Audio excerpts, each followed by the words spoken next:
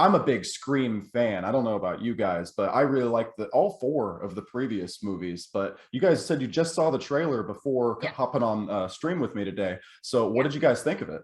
Cautiously optimistic. I've actually never seen the fourth Scream, but I think the first three are all pretty solid. I mean, I think the first one is like a masterpiece, and I think the second and third, like, I think are pretty great and have their own place. And I haven't seen the fourth, but we were just looking at the cast list. Yeah, we were like, it looks amazing. Yeah. And I rewatched Scream 2 and 3 just recently.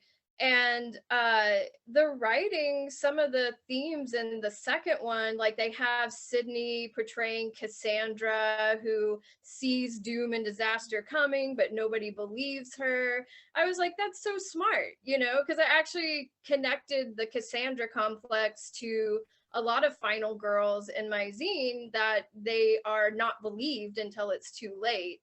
And so they often have to fight alone because no one is willing to believe them. And that kind of connects into with like believing women and that whole thing. So, you know, that's a very astute observation on the part of the screenwriters in Scream. I think they slip in a lot of really smart little things that you might not pick up on right away.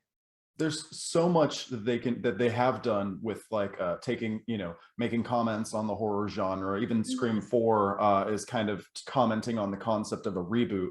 And then Scream 5, I honestly don't know what their take, you know, in terms of like, there's a lot they could do for the horror genre. I mean, there's a new cast. It seems like a lot of new characters are going to be there in addition to the old ones. And I'm so happy that, you know, Sydney, Courtney Cox, and David Arquette are all going to be returning. But do you guys, what do you guys make of this new cast and everything? I think I was so excited to see the old crew back that I wasn't paying that close of attention to the new folks. But... Yeah, same. I was too busy like being like, oh my God, Nev Campbell looks amazing, than to like pay attention to who else was in it, you know? And I think, I don't know, I think if they've waited this long, and if all the three original have signed on, then it's got to be a pretty good script for them to agree to do, you know, go back to this material. That's my hope anyways, because because they're not doing it with Wes Craven, obviously, because he's passed since the fourth one. And is this the first one without Wes Craven? It is the very first one without Wes Craven. I don't think, and Kevin Williamson wrote all the previous ones except for Scream 3. So I like the ones that he wrote a little bit more, the original screenwriter. So I'm like, so I don't know, I can't remember. I don't think he's returning for this one, but so just having a change up in behind the scenes is kind of worrying me. But I just know that I do also feel like the cast wouldn't really want to come back unless there was a good script there. My fear is that they're going to try and pull like a bait and switch and then like do something drastic like kill off the main cast in the first couple scenes and then, you know, move on after the... Do you see any big surprises considering this is the fifth one? You know, I don't know. I feel like that would be a risky move. I would say I honestly don't think the studio would sign off on something like that. Because they are probably hoping that, well, maybe there's going to be a Scream 6 or 7. So I don't feel like the studio heads would sign off on killing off all three main characters. They might kill one off or maybe two, but I don't think they're going to kill all three. And I definitely don't think they're going to kill Sydney. That's my opinion. I think if anything, we'll be getting back to the basics kind of like along the lines of the first Scream. So yeah. Returning to the roots. I think so, because like 3 and 4 both definitely had their like slightly more meta gimmicks going on, and I didn't really catch any of that in the trailer for the fifth one. So, but maybe they're hiding all of the goodies. Yeah, you know, we'll see. I'm a little uneasy, but like I said, cautiously optimistic. Well, Scream's a great franchise, and I really like what you said about this one going back to the basics, because I definitely got vibes of that from this trailer. And I've always thought, I remember, I don't know if you guys have read up on the development of the third Scream movie, but like I think they were originally going to do something similar where they go back to the basics and the concept of like going back to the original town. I think it's called Woodsboro, in the original. Woodsboro or Woodsbury or something. Yeah, then they had to change it to the Hollywood plot because Columbine happened. So it would be interesting, and now enough time has passed that they can go back and kind of go and revisit the first one like they kind of wanted to. I think they will go back to the hometown set. I think they will.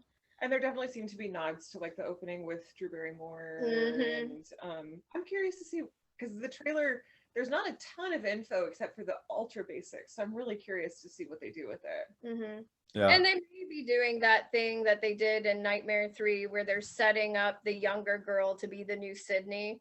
Like they, you know, and Patricia Arquette, amazing actress. I'm a huge fan of her work, but she was a little too raw to be Nancy, you know, when they had her positioned to take over as the main final girl. That might be why they killed her off pretty quickly. So I hope they don't make the mistake in Scream of trying to replace Sydney with like a younger version, because I don't think that's what the fans want either. Yeah, you know? I think that they've I hopefully from other franchises, like you mentioned, learned their lesson and been like, okay, the reason that we're all here is to see our main trio, and hopefully that's why they won't kill them off too. But again, Yeah, I don't know, anything could happen, I feel like, in these movies. yeah. I mean, with sequels, anything goes for sure. Especially like without Wes Craven at the helm, and if Kevin Williamson's not back for it also, like that. I didn't realize that. And well, so you have like Danny McBride and his partner writing for Halloween Kills, and they're such fans of the series of films that they have this like canon like respect for everything that the films embody and John Carpenter's original vision, and using, you know, Laurie, even though she's, you know, not 20 years old anymore. So I feel like possibly if the screenwriters went into this project the same way that they did, kind of honoring the films that had come before and wanting to, you know, do right by it, instead of wanting to maybe like switch things up to get their own names out there, you know what I mean? So hopefully it'll be kind of that situation.